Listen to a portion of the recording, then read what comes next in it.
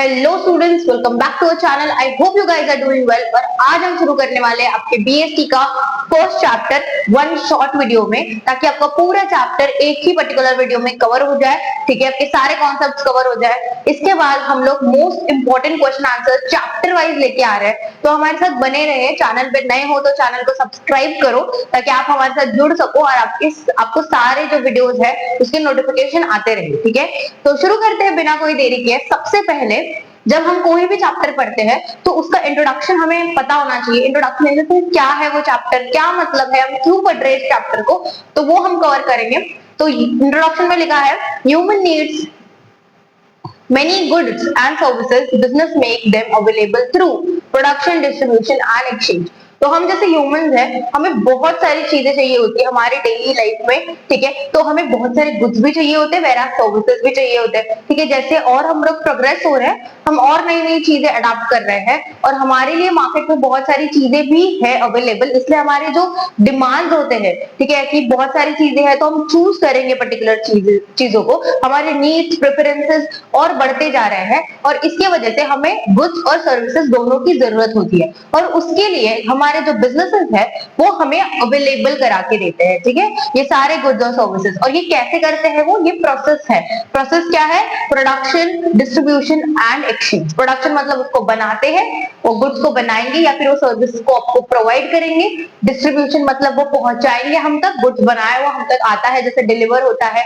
ठीक है, अगर कहीं गुजरात में बन रहा है तो महाराष्ट्र में आएगा, है ना, बिहार में बन रहा है तो उत्तर प्रदेश में आएगा, या विद इन स्टेट्स भी डिस्ट्रीब्यूट किया जाता है। ठीक है, लोकल एरियाज में तो डिस्ट्रीब्यूशन होगा, लोगों तक पहुंचाया जाएगा, कस्टमर तक पहुंचाया जाएगा। और उसके बाद एक्सचेंज मतलब क्या है कि आप जब गुड्स दोगे तो आपको पैसे दिए जाएंगे। ठीक है, आप पैसे लोगे ना उनसे, फ्री में तो कोई कुछ दे नहीं रहा है। ठीक है, इतना रॉ मटेरियल इकट्ठा करोगे, उसको प्रोड्यूस करोगे, बनाओगे, फिर उसको बेचोगे, उनके घर तक पहुंचाओगे, फिर आपको कुछ तो चाहिए ना एक्सचेंज में। तो हम क्या करते हैं, करेंसी एक्सचेंज करते हैं, पैसे लेते हैं, तो उसको कहेंगे एक्सचेंज। कि आप गुड्स दे रहे हो, सर्विसेज दे रहे हो, आप पैसे ले रहे हो। ठीक है, तो ये जो सारे प्रोसेस है वो होते हैं बिजनेस में। ठीक है, business includes industry and commerce, trade and auxiliaries to trade. Example, farmer grows wheat industry, तो the wholesaler sells it trade and the bank finances it auxiliaries. तो यहाँ पे एग्जांपल लिया है, तो बिजनेस में इंडस्ट्री भी इन्वॉल्व होती है और सर्विसेज में हमारे ट्रेड और एक्सिलरीज टू ट्रेड। ठीक है, जो कॉमर्स के अंडर आता है। ठीक है, तो फार्मर का एग्जांपल है, अभी फार्मर ग्रो कर रहा है, ठीक है, तो वो इंडस्ट्री में आ जाएगा, वीट को ग्रो कर रहा है तो।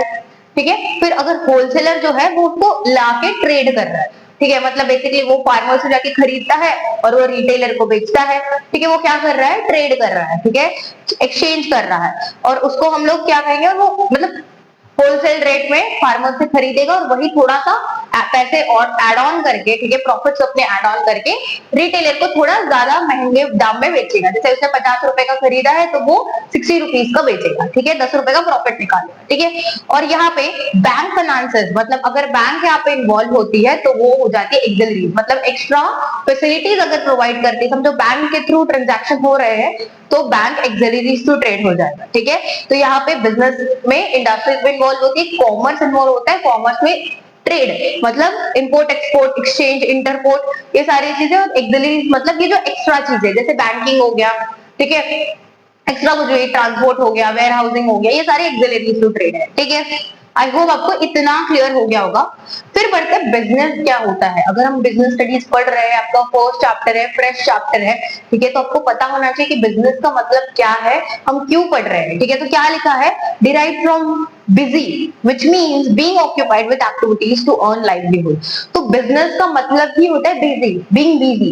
ठीक है, तो मतलब बिजी रहना कोई भी एक्टिविटी में जिसके वजह से आपको पैसे मिले। लाइवलीहुड मतलब क्या, कि जिसकी वजह से आप सरवाइव कर पाओ, आप जी पाओ, आपकी लाइफ चलती रहे। और वो कैसे चलती रहेगी, अगर पैसे नहीं होंगे तो आप 2 टाइम का ढंग से खाना भी नहीं खा पाओगे। ठीक है, तो पैसे इतने इंपॉर्टेंट है आज के टाइम में। तो लाइवलीहुड का मतलब है कि पैसे कमाना। तो ऐसे एक्टिविटीज में आप इन्वॉल्व होते हो जो इकोनॉमिक एक्टिविटीज होती है। मॉनेटरी टर्म्स में हम बात करते हैं, इकोनॉमिक मतलब मॉनेटरी टर्म्स में। ठीक है, कि जहां पे पैसों का लेन देन होता है। ठीक है, तो ऐसे एक्टिविटीज आप रेगुलरली ऑक्यूपाई करते हो। ठीक है, रेगुलरली करते हो, जिसकी वजह से आप अर्न कर पाते हो अपनी लाइफ को अच्छे से चलाने के लिए, इसलिए कहा है लाइवलीहुड। ठीक है, ये इकोनॉमिक एक्टिविटीज होती है, जैसे मैंने बताया। Are done under business, profession and employment. तो ये तीन चीजों के अंडर ये इकोनॉमिक एक्टिविटी होती है। तो बिजनेस में, ठीक है, जहां पे आप एक पर्टिकुलर छोटा बड़ा, ठीक है, small scale, medium scale, large scale एक बिजनेस चलाते हो जिसमें आप रेगुलरली कुछ काम करते हो और आप अर्निंग करते हो, ठीक है। वेराज प्रोफेशन में क्या होता है कि आप पर्टिकुलर एक चीज की स्किल्स, क्वालिफिकेशन, नॉलेज ग्रैब करते हो और वही चीज आप लोगों को एज अ सर्विस प्रोवाइड करते हो। जैसे लॉयर्स हो गए, अकाउंटेंट्स हो गए, टीचर्स हो गए, डॉक्टर्स हो गए, ठीक है, नर्स हो गए। तो ये सारे लोग क्या है कि एक उन्होंने प्रोफेशनल डिग्री ली है और उसके स्किल्स उनके पास है, एक्सपीरियंस है, क्वालिफिकेशन है और वो उस इस्तेमाल करके वो लोगों को कुछ ना कुछ सर्व कर रहे हैं और उनको वो फीस चार्ज कर रहे हैं, ठीक है। फिर है एम्प्लॉयमेंट। एम्प्लॉयमेंट मतलब किसी ऑर्गेनाइजेशन के अंदर आप कुछ ना कुछ रोल पे, कोई ना कोई पोजीशन पे काम कर रहे हो, जॉब कर रहे हो बेसिकली, ठीक है, उसको एम्प्लॉयमेंट कहेंगे। तो एम्प्लॉयमेंट कोई भी लेवल का हो सकता है, ठीक है, तो वो डिपेंड करता है। तो ये सारे चीजों की वजह से एक कॉमन चीज यहाँ पे क्या है कि सबके पास पैसे आ रहे हैं, ठीक है। जब पैसे आते हैं हम उनको इकोनॉमिक एक्टिविटी कहते हैं, मॉनेटरी टर्म्स की हम बात करते हैं, ठीक है। तो सारी इकोनॉमिक एक्टिविटीज ये तीन चीजों की वजह से यूजुअली हम परफॉर्म कर पाते हैं, ठीक है। आई होप आपको इतना क्लियर हो गया होगा। हम ये पूरा डिटेल में डिस्कस करेंगे कि हम लोगों ने फुल वीडियो में भी डिस्कस किया एक टैबुलर फॉर्म में, ताकि आपको ज्यादा अच्छे से याद रहे। हम फिर से यहाँ पे डिस्कस करेंगे प्रोफेशन, एम्प्लॉयमेंट और बिजनेस का क्या डिफरेंस है। हीरो क्वेश्चन है चैप्टर का, बहुत इंपॉर्टेंट क्वेश्चन है, मोस्टली पूछा जाता है, आएगा ही आएगा, ठीक है। एक तो शॉर्ट आंसर क्वेश्चन में आएगा, ठीक है, या फिर फुल फ्लेज क्वेश्चन में भी आता है। तो और बहुत सिंपल भी है, बहुत ज्यादा इजी है, आप याद रख सकते हो, ठीक है, इतना कुछ डिफिकल्ट है नहीं, मैं आपको करा दूंगी, ठीक है। फिर है नॉन इकोनॉमिक एक्टिविटीज। अगर हमने इकोनॉमिक पढ़ा तो नॉन इकोनॉमिक भी पढ़ना पड़ेगा। तो यहाँ पे non economic activity are done out of love, sympathy and affection, not for money. तो नॉन इकोनॉमिक एक्टिविटीज हम प्यार से कोई चीज करते हैं, है ना, किसी के अच्छे के लिए कोई चीज करते हैं, किसी को हेल्प करने के लिए कोई चीज करते हैं, किसी के बारे में हमें बुरा लग रहा है तो उसको मदद करने के लिए या फिर उसको थोड़ा सहारा देने के लिए चीज करते हैं, वो सारी नॉन इकोनॉमिक एक्टिविटीज में आ जाती है। यहाँ पे एग्जांपल दिया है हम लोगों ने, teacher teaching in school is economic activity. Teacher school में जाके पढ़ा रही है, उसको उसकी सैलरी मिल रही है, ठीक है, वो पैसों के लिए ये काम कर रही है, फीस चार्ज कर रही है। अपना टीचर एज अ प्रोफेशन है, वो अपने फीस चार्ज करती है जो भी पढ़ाती है, वो हो गया इकोनॉमिक एक्टिविटी। वेयर आज teacher is teaching her daughter at home is non economic activity. तो घर पे वो अपने बेटी को पढ़ाती है तो पैसे थोड़ी लेती है बेटी से, वो उसको अपने बेटी पे प्यार है, उसको अपने बेटी को पढ़ाना है, लिखाना है, बड़ा करना है ना, अफेक्शन के लिए, या फिर अपनी फैमिली है ऐसे सोच के प्यार से वो चीजें करती है घर पे, ठीक है। तो ये क्या हो जाएगा, नॉन इकोनॉमिक एक्टिविटी, ठीक है। आई होप आपको ये क्लियर हो गया होगा कि इकोनॉमिक क्या है, नॉन इकोनॉमिक क्या है। इकोनॉमिक मतलब जो काम पैसों के लिए किए जाते हैं, है ना, और नॉन इकोनॉमिक क्या है जो आउट ऑफ लव, अफेक्शन वगैरह किए जाते हैं। फिर आता है कैरेक्टरिस्टिक्स ऑफ बिजनेस। ये भी इंपॉर्टेंट क्वेश्चन है, पूछा जाता है और इजी क्वेश्चन है कि क्या बिजनेस की कैरेक्टरिस्टिक्स है, ठीक है। सबसे पहले बिजनेस एक इकोनॉमिक एक्टिविटी है, अगर वहां पे नॉन इकोनॉमिक चीजें हो रही है तो वो बिजनेस हम नहीं कंसिडर कर सकते, ठीक है। अगर आप बिजनेस आपने चालू कर दिया और रोज आप एज ए हेल्प किसी को कुछ फ्री में दे रहे हो तो आप लॉसेस में जाओगे, फिर वो बिजनेस बंद करना पड़ेगा, ठीक है। तो वो बिजनेस कंसिडर ही नहीं करेंगे हम, ठीक है। तो उसको हमें हमेशा हम बिजनेस को इकोनॉमिक एक्टिविटी ही कहते हैं और वो इकोनॉमिक एक्टिविटी ही होती है, नॉन इकोनॉमिक एक्टिविटी बिजनेस नहीं हो सकता। फिर है involve production, procurement of goods and services. तो हर एक बिजनेस में, छोटे बड़े कोई भी बिजनेस में प्रोडक्शन होता है, ठीक है, एटलीस्ट गुड्स बनाए जाते हैं। छोटे छोटे बिजनेस में एटलीस्ट रॉ मटेरियल लाए जाते हैं, ठीक है। अगर छोटा सा दुकान है, ग्रोसरी स्टोर है, तो वहां पे भी उन लोगों को होलसेल से लाना पड़ेगा, ठीक है। तो वो एज अ प्रोडक्शन हम लोग कंसिडर करेंगे कि वो लेके आ रहे हैं। लेकिन बड़े बड़े बिजनेस में वो खुद अपने चीजें फैक्ट्रीज में, इंडस्ट्रीज में बनाते हैं, मैन्युफैक्चर करते हैं और फिर उसको उस पर्टिकुलर प्रोसेस को हम लोग प्रोडक्शन कहते हैं। तो प्रोडक्शन, प्रोक्योरमेंट होता है, फिर उसको डिस्ट्रीब्यूट किया जाता है, लोगों तक पहुंचाया जाता है, ठीक है, डिस्ट्रीब्यूशन चैनल के थ्रू। तो ये जो सारे प्रोसीजर है वो हर एक बिजनेस में होते हैं और वो बिजनेस का एक पार्ट है। अगर वो प्रोसीजर्स नहीं होंगे, वो प्रोसेस नहीं होंगे तो बिजनेस चल ही नहीं पाएगा। कैसे चल पाएगा, ठीक है, नहीं चल पाएगा।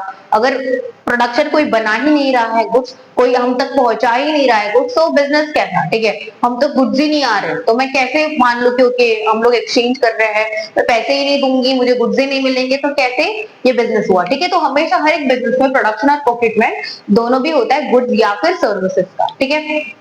फिर है sale exchange of goods and services not for personal use. तो सेल और एक्सचेंज होता है जैसे मुझे कोई गुड्स लाके देता है, मैंने कुछ ऑर्डर किया था, मुझे वो आके डिलीवर करेंगे तो मैं उनको पैसे दूंगी, तो यहाँ पे एक्सचेंज हो रहा है, ठीक है। फिर है dealings on a regular basis. तो मैंने जैसे कहा आप बिजनेस एक दिन कर रहे हो, एक दिन उठ के दुकान गए, ठीक है, दूसरे 4 दिन आप गए नहीं, फिर 5वें दिन आप उठ के दुकान गए, फिर 8 दिन तो आपको दुकान बंद है, तो ऐसा बिजनेस नहीं होता है, ठीक है। बिजनेस जो है वो रेगुलर बेसिस पे होता है, रेगुलर बेसिस पे चलता है।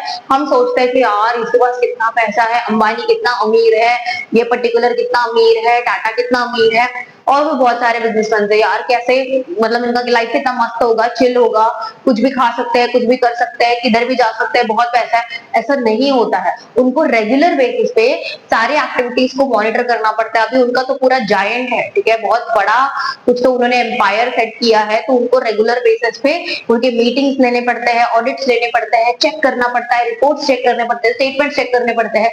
कहीं किसी एक डिपार्टमेंट ने कोई झोल कर दिया तो पूरा ओवरऑल लॉसेस उनको फेस करना पड़ेगा, ठीक है, फेलियर फेस करना पड़ेगा।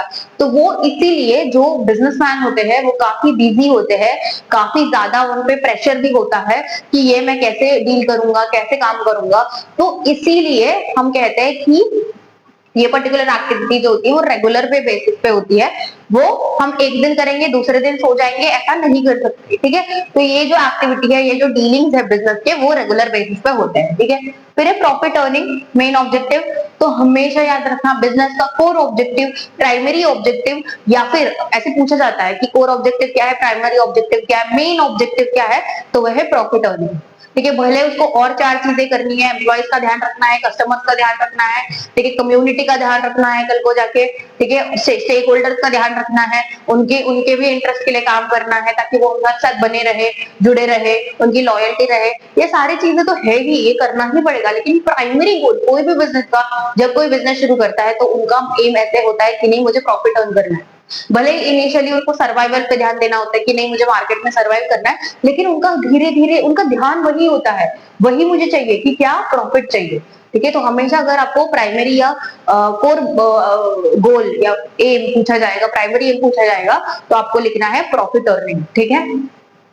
ओके, फिर अनसर्टेनिटी ऑफ रिटर्न, ठीक है। तो बिजनेस में यूजुअली ऐसे होता है कि बहुत ज्यादा अनसर्टेनिटी होती है। अगर आप बिजनेस शुरू करते हो तो अगर आप थोड़ी भी इधर उधर भी गलती कर देते हो तो यहाँ पे आपका बिजनेस फेलियर का बहुत ज्यादा चांसेस होता है, ठीक है। तो इसलिए बहुत ज्यादा अनसर्टेनिटी होती है कि आप ये पर्टिकुलर एक्टिविटी करोगे, काम करोगे तो बिकेगा ही क्या, ठीक है। अगर मार्केट ट्रेंड चेंज हो गया, ठीक है, कस्टमर के नीड डिमांड चेंज हो गए, हमने पूरा बना दिया यूनिट, सारे गुड्स बना दिए, जैसे हम मार्केट में लेके आए वैसे डिमांड ही चेंज हो गई, है ना। ऐसे भी होता है, बहुत सारी चीजें होती है, और उसकी वजह से जो हमारा एनवायरमेंट है वो डायनेमिक है। एनवायरमेंट मतलब जो बाकी के लोग हैं वो चेंज होते रहते हैं, ठीक है। जो हमारे एनवायरमेंट में लोग हैं, हमारे कस्टमर्स है, ऑडियंस है, वो चेंज होते रहते हैं। चेंज मतलब उनके नीड्स, प्रेफरेंसेस, वांट्स, ठीक है, चेंज होते रहते हैं, और उसके साथ हमें बढ़ना पड़ता है, ठीक है। अगर नई पॉलिसी आ गई गवर्नमेंट की तो उसको अडॉप्ट करना पड़ेगा, है ना। कस्टमर की डिमांड चेंज हो गई तो हमें हमारा प्रोडक्शन थोड़ा बहुत चेंज करना पड़ेगा कस्टमर के डिमांड के हिसाब से। तो बहुत सारी चीजें होती है, और इसकी वजह से अनसर्टेनिटी ऑफ रिटर्न, मतलब आपको प्रॉफिट होगा ही, 100% गारंटी ऐसा नहीं होता है, ठीक है। तो ये इंपॉर्टेंट है। फिर elements of risk, competition, demand change, natural calamity. तो जैसे मैंने बोला कि बहुत ज्यादा रिस्क होता है, रिस्क होने की वजह से ही अनसर्टेनिटी होती है रिटर्न की। तो रिस्क क्या हो सकता है, आपका जो कंपटीटर है, ठीक है, उसने आपसे बेटर टेक इस्तेमाल किया, आपसे बेटर प्रोडक्ट बना रहा है, क्वालिटी वाइज भी और प्राइस भी उसका अफोर्डेबल है, तो आपके लिए कंपटीशन बढ़ गई। अभी आप उसको टक्कर देने के लिए और बेटर कर रहे हो और रिसर्च कर रहे हो, और क्या कर सकते हैं हम कि हमारा कस्टमर है जो हमारे पास वापस आ जाए, है ना, हमसे वापस जुड़ जाए। तो कंपटीशन की वजह से भी बहुत रिस्क होती है, डिमांड चेंज हो जाती है। जैसे मैंने बताया, कस्टमर को अभी जो बन रहा था, जो चल रहा था वो नहीं चाहिए, कुछ और चाहिए, कुछ नया चाहिए। तो वहां पे आपको कस्टमर के हिसाब से चीजें बनानी पड़ती है, क्योंकि खरीदने वाला तो कस्टमर ही है, तो उसके हिसाब से चीजें बनाएंगे तभी वो खरीदेगा, ठीक है। तो कस्टमर की डिमांड की जो चेंज होती है उसके हिसाब से आपको भी चेंज करना पड़ता है, बिजनेस को भी चेंज करना पड़ता है, उसके हिसाब से आपको प्रोडक्ट या सर्विसेज प्रोवाइड करनी पड़ती है। फिर है नेचुरल कैलामिटीज, कुछ नेचुरल डिजास्टर हो गया, ठीक है, सडन अर्थक्वेक आ गया, सडन आपके एरिया में कुछ पर्टिकुलर फ्लड आ गया, ठीक है, छोटी मोटी चीजें हैं, मैनमेड डिजास्टर हो गया, किसी ने बॉम्ब छोड़ दिया, किसी ने आग लगा दी, तो ऐसे केसेस में आप क्या करोगे, आप बिजनेस तो बंद हो जाएगा, लॉसेस आपको ये करने पड़ेंगे, लॉसेस इंकर होंगे, फिर आपको अब फेलियर फेस करोगे, तो ये सारी चीजें भी होती है और ये रिस्क में आ जाती है, और रिस्क है इसलिए अनसर्टेनिटी होता है रिटर्न का कि पता नहीं हमें पैसे प्रॉफिट आएंगे कि नहीं आएंगे, क्योंकि इतने सारे रिस्क है। ठीक है, आई होप आपको इतना क्लियर हो गया होगा। और भी आगे के कॉन्सेप्ट है, इसको फटाफट से नोट डाउन कर लो और बढ़ते हैं हम आगे के कॉन्सेप्ट के तरफ।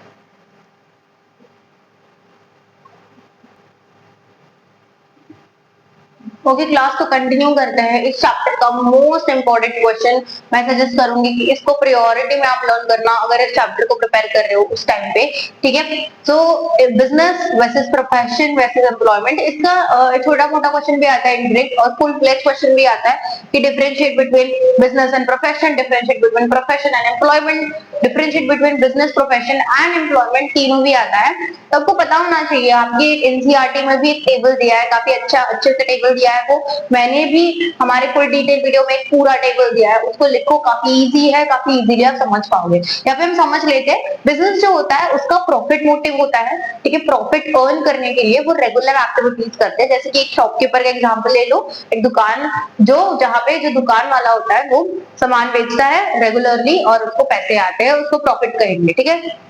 प्रोफेशन में ऐसा नहीं होता, प्रोफेशन में मैंने जैसे बताया कि एक पर्टिकुलर इंडिविजुअल के पास वो क्वालिफिकेशन होनी चाहिए, वो स्किल्स एक्सपर्टीज होनी चाहिए, तो वो कहा जाएगा क्योंकि ये प्रोफेशनल है और उससे लोग अपने काम कराएंगे, ठीक है। जैसे कि डॉक्टर हो गया, सीए हो गया, अकाउंटेंट हो गया, टीचर हो गई, ऐसे बहुत सारे प्रोफेशनल्स है अभी भी हमारे मार्केट में, ठीक है। फिर है एम्प्लॉयमेंट, फिक्स्ड वेजेस सैलरी। तो एम्प्लॉयमेंट मैंने जैसे बताया कि एक ऑर्गेनाइजेशन है, वहां पे कोई काम कर रहा है, कोई जॉब कर रहा है, ठीक है, उसको उसके बदले सैलरी या पर डे वेजेस मिलते हैं, तो उसको कहेंगे हम एम्प्लॉयमेंट। जैसे कोई एक बैंक मैनेजर का एग्जांपल ले लिया कि जो जहाँ पे बैंक में वो काम करता है रेगुलर बेसिस पर, उसको मंथली सैलरी मिलती है, ठीक है। आई होप आपको ये समझ में आ गया होगा। आपको ये वाला क्वेश्चन मैंने बताया जैसे कि बहुत इंपॉर्टेंट है, इसका टेबल ऑलरेडी आपके पास डायरेक्टली आपको मिला है, ठीक है, आपको खुद से बनाने की जरूरत नहीं है, ठीक है, तो आप वो लर्न कर लेना, ठीक है। फिर है क्लासिफिकेशन ऑफ बिजनेस एक्टिविटी, ये भी काफी इंपॉर्टेंट क्वेश्चन है, ये भी फुल फ्लेज भी आता है, कभी कभी 6 मार्क्स के लिए, और कभी कभी छोटे मोटे जो क्वेश्चन है उसमें भी इसको घुमा के पूछा जाता है, ठीक है। सबसे पहले इंडस्ट्री, इंडस्ट्री क्या होता है, जहाँ पे हम गुड्स को प्रोड्यूस करके बनाते हैं और सर्विसेज को हम प्रिपेयर करते हैं, क्योंकि ये सारे एक्टिविटीज हम करने वाले हैं, उसको प्रोडक्शन स्टेज कहेंगे, जहाँ पे 3 मेन इंपॉर्टेंट फैक्टर्स है, जैसे कि प्राइमरी, सेकेंडरी और टर्जरी। प्राइमरी है एक्सट्रैक्टिव, जहाँ पे माइनिंग, एक्सट्रैक्टिव और जेनेटिक 2 है, ठीक है। एक्सट्रैक्टिव में माइनिंग, फार्मिंग वगैरह होता है, और जेनेटिक में ब्रीडिंग होता है, ठीक है।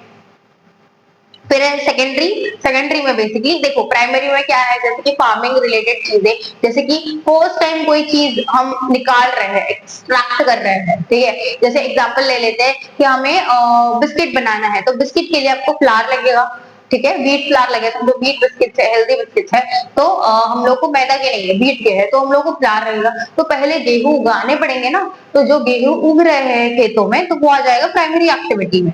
फिर गेहूं उगने के बाद वो आ जाते हैं कोई फैक्ट्री में, इंडस्ट्री में, उसको लेके आते हैं, उसको पीसते हैं, ठीक है, उसके बिस्किट्स बनाते हैं, और वो बिस्किट्स में समझो कि ड्राई फ्रूट्स भी है, तो उसमें ड्राई फ्रूट्स ऐड किया, दूध ऐड किया, फिर उसमें शुगर पाउडर ऐड की, ठीक है, और भी एक्स्ट्रा जो चीजें हैं, जो भी उसमें डलता है, वो सारी चीजें ऐड की, उसको अच्छा मिक्स दिया, उसके बिस्किट्स के शेप निकाले, उसको बिस्किट के जो नाम है उसको स्टैंप लगाया, ठीक है, उसको बेक किया, जो भी किया, और वो जो सारा प्रोसीजर है बिस्किट बनाने का, वो आ जाएगा मैन्युफैक्चरिंग में, सेकेंडरी में, ठीक है। एग्जाम्पल में भी देखो, हम लोगों ने लिखा है शुगर, सीमेंट, गार्स, ये सारी चीजें जहाँ पे बनती है, ठीक है, उसको बनाया जाता है, वो मैन्युफैक्चरिंग सेकेंडरी में आ जाता है। कंस्ट्रक्शन भी आ जाता है, ब्रिजेस बनाना, रोड्स बनाना, ठीक है, डैम्स बनाना, ये सारी चीजें भी आ जाती है। फिर वो बिस्किट बनाने के बाद हम बिस्किट को सब तक पहुंचेंगे, बिस्किट बना के मैं मेरे पास ही क्यों रखूंगी, क्या मतलब है फिर उसका, ठीक है। मैं 2 पैकेट बिस्किट खाने के लिए बिस्किट बनाऊंगी थोड़ी, राइट, तो मैं बेचने के लिए बनाऊंगी, तो बेचने के लिए मुझे लोगों तक पहुंचना पड़ेगा, कस्टमर तक पहुंचना पड़ेगा, तो वो हेल्प करता है हमें टर्जरी, टर्जरी सेक्टर हमें हेल्प करता है सर्विस प्रोवाइड करने में, ठीक है। जैसे हमें ट्रांसपोर्ट करने में हेल्प करता है, मेरे जो बिस्किट्स है, समझो मैं महाराष्ट्र में बिस्किट बनाती हूँ, तो मुझे गुजरात तक पहुंचाना है, तो मुझे एक डिस्ट्रीब्यूशन चैनल क्रिएट करना पड़ेगा। छोटे छोटे घर लोकल जगह के दुकानों में भी बेचना है तो एक डिस्ट्रीब्यूशन चैनल बनेगा और वो मैं बिस्किट हमारे चैनल के थ्रू ट्रांसपोर्ट करूंगी, सेंड करूंगी। ठीक है, बैंकिंग हो गया, इंश्योरेंस हो गया, ये भी सर्विस प्रोवाइड करते हैं। ठीक है, एक्सिलरीज टू ट्रेड में आते हैं, हम नीचे पढ़ेंगे तो ये भी इंपॉर्टेंट टर्जरी के सर्विस एक्टिविटीज है। ठीक है, आई होप आपको इंडस्ट्रीज का ये समझ में आ गया होगा। इसके डिटेल नोट्स अगर आपको चाहिए तो हमारी फुल वीडियो में अवेलेबल है। अगर आपके पास टाइम कम है तो उस वीडियो पे जाइए, फटाफट से आप उसको फास्ट फॉरवर्ड में देखिए या फिर उसको पॉज करके स्क्रीनशॉट निकालिए और नोट्स को लिखिए। उसमें मैंने डिटेल नोट्स दिए हैं ताकि आपके पास कीवर्ड्स हो, नोट्स हो, सब कुछ हो। और इस वीडियो के बाद आपके लिए मोस्ट इंपॉर्टेंट इसके जो क्वेश्चन आंसर्स है, चैप्टर वाइज क्वेश्चन आंसर्स भी मैं लेके आ रही हूँ ताकि आपको पता हो कि एक पर्टिकुलर चैप्टर में से कैसे क्वेश्चंस बनते हैं, कि कैसे क्वेश्चंस आपके एग्जाम में आ सकते हैं। तो इसलिए आपकी पूरी तैयारी करने का काम हमारा है। आपको बैठ के बस पढ़ना है, कॉन्सेप्ट को समझना है, नोट्स बनाना है, क्वेश्चन आंसर को गो थ्रू करना है, पढ़ना है, ये काम आपका है। ठीक है, रिसोर्सेज का टेंशन मत लो, रिसोर्सेज हम प्रोवाइड करेंगे, पढ़ने का काम आप करो। ठीक है, फिर आते हैं कॉमर्स में, प्रोवाइड सर्विसेज। तो कॉमर्स जैसे कि इंडस्ट्री में सब बनाया जाता है, क्रिएट किया जाता है, कॉमर्स में स्पेशली हम लोग ट्रेडिंग करते हैं। तो ये जो टर्जरी पार्ट है वो कॉमर्स में भी आ जाता है। ठीक है, तो यहाँ पे ट्रेड करते हैं, जैसे इंपोर्ट दूसरी कंट्री से हमारे कंट्री में सामान आ गया उसको कहेंगे इंपोर्ट। ठीक है, एक्सपोर्ट हमारी कंट्री में से दूसरे कंट्री में सामान चला गया उसको कहेंगे एक्सपोर्ट। एंटरपोर्ट, एंटरपोर्ट मतलब क्या होता है कि दो कंट्री में ये चीजें हो रही है। ठीक है, तो ये ट्रेड में आ जाता है। फिर उसके बाद एक्सिलरीज टू ट्रेड में transportation, banking, warehousing, insurance, advertisement, सारे जो सर्विस रिलेटेड एक्टिविटीज है वो आ जाते हैं एक्सिलरीज टू ट्रेड में। आई होप आपको इतना क्लियर हो गया होगा। फिर बढ़ते हैं हमारे नेक्स्ट क्वेश्चन की तरफ। इंपॉर्टेंट है ये भी। ठीक है, इसमें काफी क्वेश्चन इंपॉर्टेंट है और काफी इजी है, तो आप ज्यादा कुछ आपको करना नहीं है, हेडर्स लर्न करो, अंदर का कंटेंट खुद से लिखो। मैंने ये बहुत बार बोला है, हर एक वीडियो में मैंने ऑलमोस्ट ट्राई किया है बताने का कि आपके ग्रामर पे कोई ध्यान नहीं देता है कि आपने कैसे सेंटेंस फ्रेम किया, आर के जगह पे इज लिखा है, ते के जगह पे ही लिखा है, ऐसा इतना कोई एक्सट्रीमली चेक नहीं करता है। ठीक है, आपको बस आपकी कॉन्सेप्ट कितने क्लियर है, आपने कीवर्ड्स यूज किए क्या है ना, रिलेटेबल कंटेंट लिखा है क्या, ये ज्यादा इंपॉर्टेंट है। तो आप अपने एग्जांपल्स लिखोगे, फ्रेम करके लिखोगे, कोई दिक्कत परेशानी नहीं। अगर वो रिलेट कर रहा है तो आंसर के साथ तो कोई इशू नहीं। ठीक है, इतना प्रॉपरली कि हाँ यहाँ पे इज लिखना था, यहाँ पे आर लिख दे, ऐसा कोई नहीं चेक करता। ठीक है, तो उसका ग्रामर का टेंशन मत लो, ये मत सोचो मुझे सेंटेंस फॉर्म नहीं करना था, अभी नहीं आएगा तो कभी आएगा। ग्रेजुएशन में कोई रट्टा नहीं मारता। जब आप 12th कंप्लीट करोगे, 11th है आपका, 12th में जाओगे, 12th खत्म होने के बाद एक तो आपका 12th में बोर्ड्स होता है, तो बोर्ड्स में भी तो मैं यही सजेस्ट करती हूँ, आप 12th के मेरे वीडियोस देखोगे, मैं बहुत अच्छे से गाइड कर रही हूँ, सपोर्ट कर रही हूँ, सिखा रही हूँ कि कैसे आपको बोर्ड क्लियर करना है। और उसके बाद जब ग्रेजुएशन लेवल पे जाते हो तो कोई बैठ के मेमोराइज नहीं करता, रट्टा नहीं मारता, सब समझ के लिखते हैं और समझ के आपको खुद से लिखना होता है। ठीक है, तो वहां पे भी ग्रामर का ऐसा सच, इंग्लिश का पेपर छोड़ा तो ग्रामर का सच कोई भी ऐसा सब्जेक्ट नहीं होता जहाँ पे आपको ग्रामर पे ध्यान देना है। ठीक है, इवन अकाउंट तो इजी है, इजी इन द सेंस कि आपको ग्रामर वामर का टेंशन नहीं है, सब कैलकुलेशन का पार्ट है। ठीक है, कुछ माइन्यूट चीजें होती है थ्योरी की। ठीक है, बहुत कम क्वेश्चन होते हैं, 20% सिलेबस होता है थ्योरी का, बाकी तो 80% आपको क्वेश्चन ही सॉल्व करने होते हैं। तो वहाँ पे इंग्लिश का तो टेंशन ही नहीं है। ठीक है, तो यहाँ पे आप ये छोटी छोटी चीजों से डरो मत, स्मार्ट वर्क करो कि हम कैसे अच्छा स्कोर करना है, क्योंकि हम अच्छे स्कोर के लिए मेहनत कर रहे हैं, तैयारी कर रहे हैं। अगर आप मेहनत करते हो तो आपको मार्क्स भी तो आने चाहिए, मेहनत का फल भी तो मिलना चाहिए। तो ऐसे मेहनत करो, स्मार्टली मेहनत करो। आज के टाइम पे सिर्फ हार्ड वर्क चलता ही नहीं है, आप बस पढ़े जा रहे हो, रट्टा मारे जा रहे हो, एक जगह से पढ़ रहे हो, थोड़ी चीजें पीछे वाली चीजें भूल रहे हो, कुछ मतलब नहीं है उस चीज का। ठीक है, यहाँ पे हार्डवर्क के साथ आपको स्मार्ट वर्क भी करना है, तभी आप दूसरों से 2 कदम आगे रहोगे। समझ रहे हो बात को? ये मेरी जो बात है वो हमेशा याद रखना, काफी काम आएगी आपकी लाइफ में। ठीक है, चलो करते हैं objective of business profit earning. तो सबसे पहले मैंने जैसे बताया कि प्राइमरी ऑब्जेक्टिव, कोर ऑब्जेक्टिव होता है बिजनेस का कि हम प्रॉफिट कमाएंगे, तो पहला ऑब्जेक्टिव है प्रॉफिट अर्निंग। फिर है मार्केट स्टैंडिंग। तो मैं अगर बिजनेस करती हूँ तो मेरा बिजनेस जो है वो मार्केट में ऐसे दिखना चाहिए, मेरे बिजनेस का ऐसा नाम होना चाहिए, मेरा ऐसा ब्रांड होना चाहिए कि सब उसको पहचाने और अलग लेवल पे मेरा बिजनेस खड़ा होना चाहिए मार्केट में। ठीक है, जैसे बहुत सारे ऐसे ब्रांड्स हैं जिनका नाम हर एक इंसान को पता होगा। ठीक है, तो वो उन्होंने वो मार्केट कैप्चर किया है, वो मार्केट उन्होंने गेन किया है कि वो मार्केट में एकदम दिख के उठ के आते हैं। ठीक है, समझ रहे हो? उसको कहेंगे मार्केट स्टैंडिंग, कि जहां पे आपका मार्केट, आपका गुडविल हो, बेसिकली आपका नाम हो, आपकी वैल्यू हो मार्केट में। ठीक है, तो इसको कहेंगे मार्केट स्टैंडिंग। फिर इनोवेशन, बिजनेस में इनोवेशन काफी इंपॉर्टेंट है। वो जमाना गया कि जहाँ पे हम एक बिजनेस चालू करते हैं, बाकी कॉम्पिटिटर्स नहीं होते तो सारे हमारे पास ही आते, हमसे ही खरीदते। जैसे पार्ले जी का था बहुत टाइम पहले, ज्यादा बिस्किट्स के ऑप्शंस नहीं थे, वो अकेला मस्त चल रहा था, ठीक है, उसकी बहुत डिमांड थी, ठीक है, ये बहुत अच्छा एग्जाम्पल है। लेकिन अभी ऐसा बिल्कुल भी नहीं है। अभी के टाइम पे आप देखोगे कि बहुत मल्टीपल बिस्किट्स है, हर एक चीज के हेल्दी बिस्किट्स भी आ रहे हैं, क्योंकि लोग अभी फिटनेस कॉन्शियस हो रहे हैं, तो इसलिए बहुत ज्यादा डिमांड है, बहुत ज्यादा चीज है। तो इसीलिए अभी मार्केट में ना लोगों के पास बहुत ऑप्शंस होते हैं, तो इसलिए उनकी जो नीड्स है, उनके जो प्रेफरेंसेस है, चॉइसेस है, वो भी और बढ़ रहे हैं, क्योंकि उनको मार्केट में चॉइस है, चूज कर सकते हैं वो लोग कि मुझे ये नहीं वो चाहिए, ठीक है। इसलिए आपको हमेशा इनोवेटिव रहना पड़ता है, क्या नया कर सकते हैं, क्या बेटर कर सकते हैं, मेरे कॉम्पिटिटर से मैं क्या बेटर ला सकती हूँ मार्केट में, ताकि जो ऑडियंस है, जो मेरे कस्टमर्स है, वो हमारे ब्रांड के पास शिफ्ट हो जाए, ठीक है। तो नया प्रोडक्ट बना सकते हैं या फिर नए मेथड यूज करते हैं, तो इनोवेशन बहुत इंपॉर्टेंट है, ठीक है। तो ये हमेशा समझना। फिर productivity, efficient use of resources. तो प्रोडक्टिविटी में क्या लिखा है कि हमारे जो रिसोर्सेज है उसका हमें एफिशिएंट यूज करना है, ठीक है, बहुत अच्छा यूज करना है।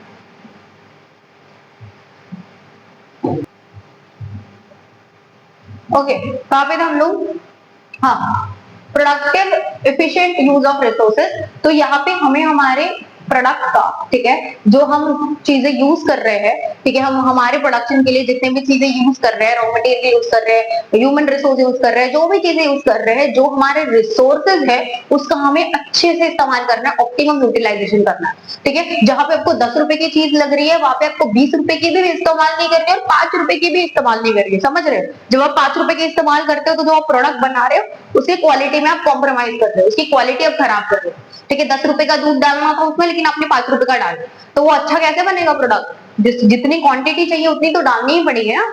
तो यहाँ पे हमेशा याद रखना है कि जो रिसोर्सेज हम यूज करते हैं वो ऑप्टिमम होना चाहिए, ऑप्टिमम यूटिलाइजेशन होना चाहिए रिसोर्सेज का, कि आप कम भी नहीं इस्तेमाल कर रहे हो और ज्यादा भी एक्सट्रीम भी इस्तेमाल नहीं कर रहे हो, जितनी जरूरत है उतना ही इस्तेमाल कर रहे हो, तभी ही प्रोडक्टिविटी आप देख सकते हो, ठीक है। Use of resources, physical and financial. तो हम लोग जो चीजें बनाते हैं उसके लिए हमें रिसोर्सेज की जरूरत होती है, ठीक है। तो यहाँ पे फिजिकल फाइनेंशियल दोनों की जरूरत होती है।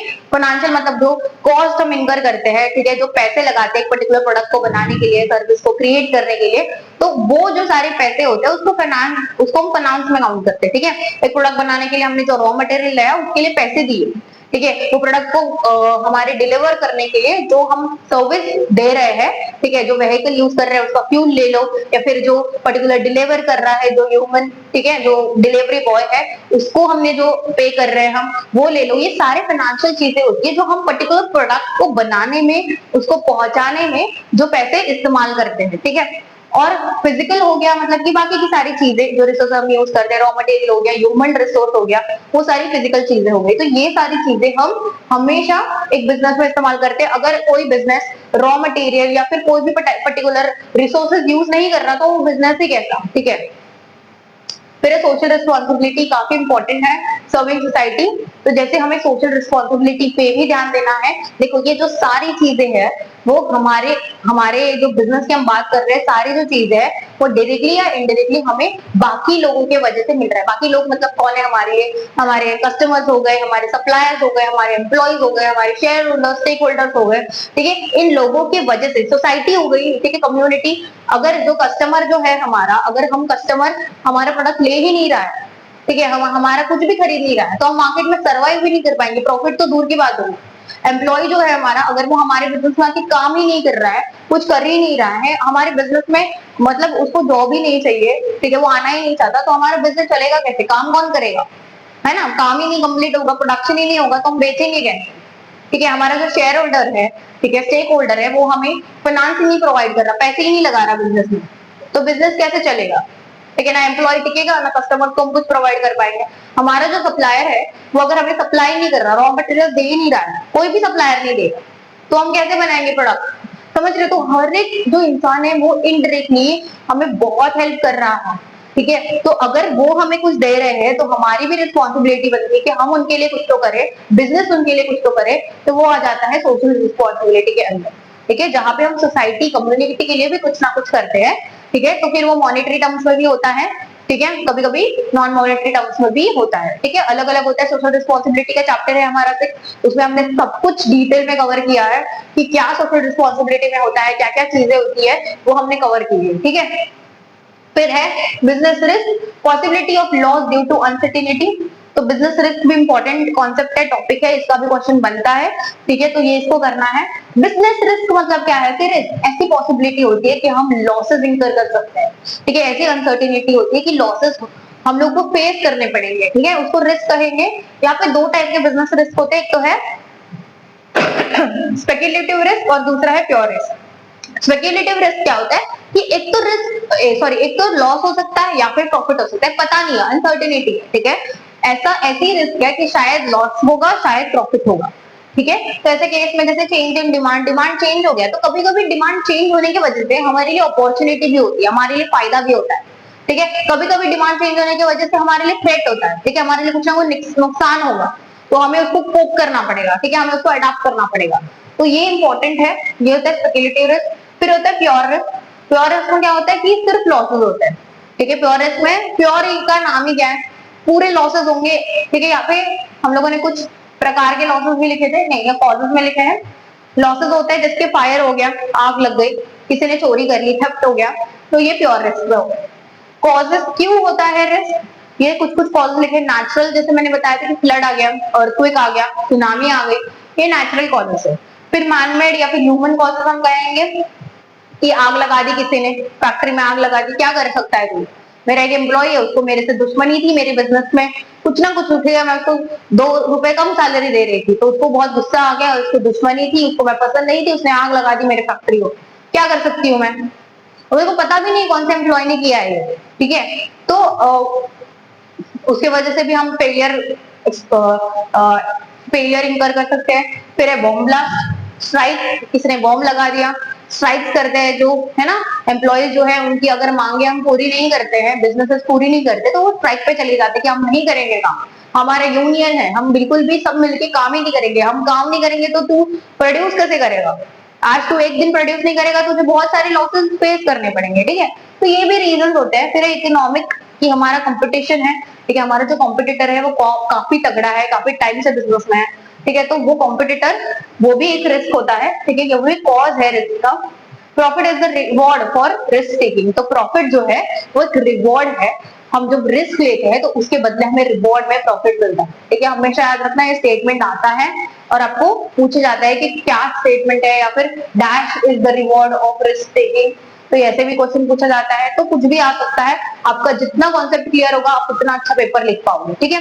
एक लास्ट टॉपिक बचा है कि अगर आप बिजनेस शुरू करते हो तो क्या क्या फैक्टर्स पे ध्यान देना चाहिए, वो टॉपिक है, काफी इंपॉर्टेंट टॉपिक है, वो करेंगे, इसको फटाफट से नोट डाउन कर लो और फिर हम वो कंटिन्यू करते हैं।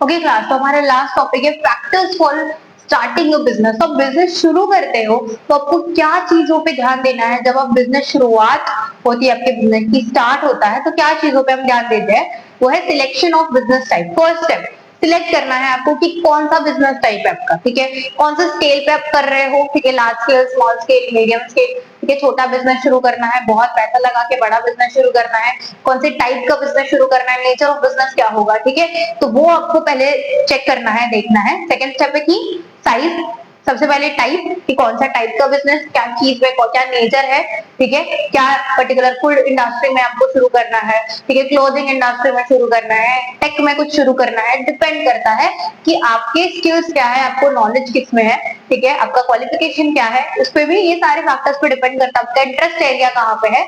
तो अगर आपको इंटरेस्ट टेक में है तो आप क्लोथिंग ब्रांड शुरू करके कोई मतलब नहीं है, ठीक है। तो टाइप ऑफ बिजनेस डिसाइड करना है। फिर साइज, कि आपके पास बहुत पैसा है, आप पैसा लगा सकते हो, कैपिटल है, तो आप बड़ा बिजनेस शुरू कर सकते हो, आपके पास उतना आपका प्लान है कि ओके ये सारी चीजें हमें लॉन्च करने हैं, ये सारे मटेरियल बनाने हैं, तो लार्ज स्केल पे कर सकते हो। आपके पास कैपिटल कम है, ज्यादा आपके पास रिसोर्सेज नहीं है, ज्यादा लोग नहीं है सपोर्ट के लिए, ठीक है, तो आप स्मॉल स्केल पे भी शुरू कर सकते हो।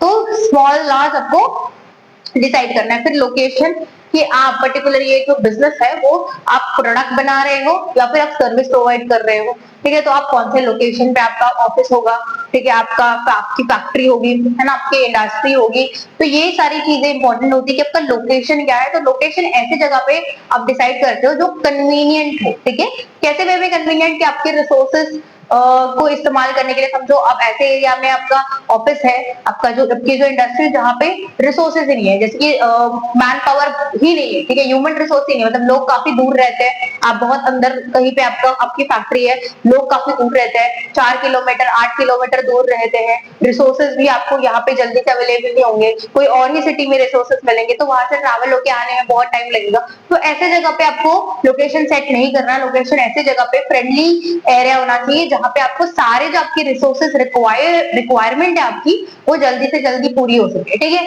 फिर लोकेशन एकदम प्रॉपरली आपको एनालाइज करके ही रखना है।